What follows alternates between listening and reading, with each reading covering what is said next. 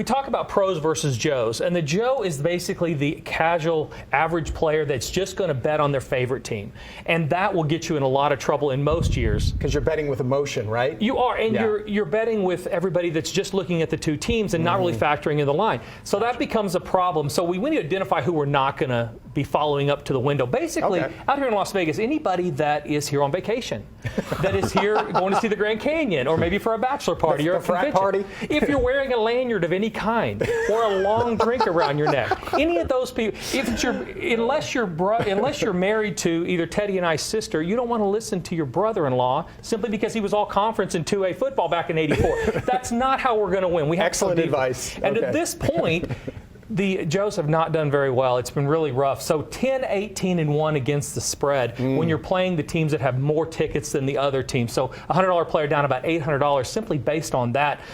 Road Dogs 9-5 against the spread. So they're doing really well. You like home favorites?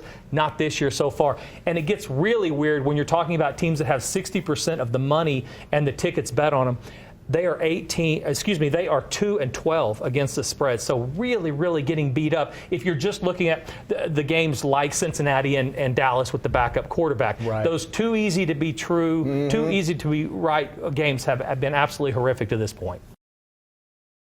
Now Jack is taking us all to school. Today's lesson, be a thinker, not a stinker. Don't follow the crowd is what we're getting at. It's the lesson of the week, right? I mean, we basically are pushing this home. I love this show because we're basically looking at things like an investment, like a business, more than just, oh my gosh, we're going to panic because bad things happened last week, good things will happen this week. So we're looking a little deeper, and nothing illustrates that more than saying, okay, week 3, let's look for a team that's been horrible the last 2 weeks. I mean, that's really what we're looking for.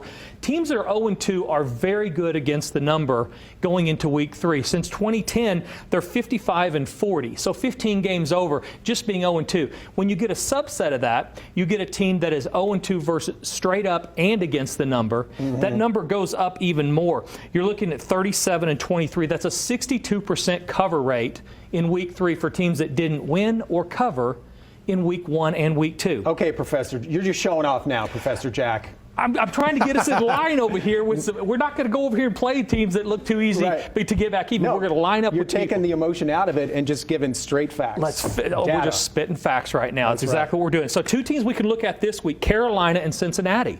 People aren't going to be uncomfortable playing Cincinnati. They all wanted to play them last week. So we're trying to get on a team that we do believe is better than their 0-2 record has shown.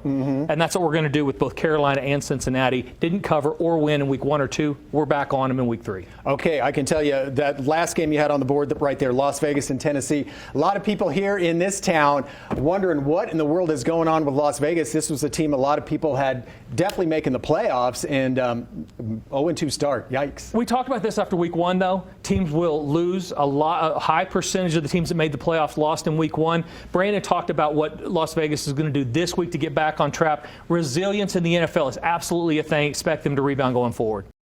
So let's finish up with your top picks so far. A combined 3 out of 4 winners, so you guys are crushing it. All right, Jack, who are you riding with this week? You know, we talk about believing things that we see, and that's kind of a theme. We've talked about playing bad teams and all these trends, but when you see something you think you can buy into, I think that's an opportunity here in week 3 to take advantage of it. And I think we're beginning to know what we're getting with Justin Fields in Chicago.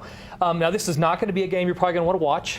So you're going to want to go ahead and place your bet and then throw the TV at the lake or something, because it's not going to be a great spectator game. But from a wagering standpoint, I think we know what we're getting here. Chicago is 9-3 to the under with Justin Fields starting at quarterback. They don't score a lot of points.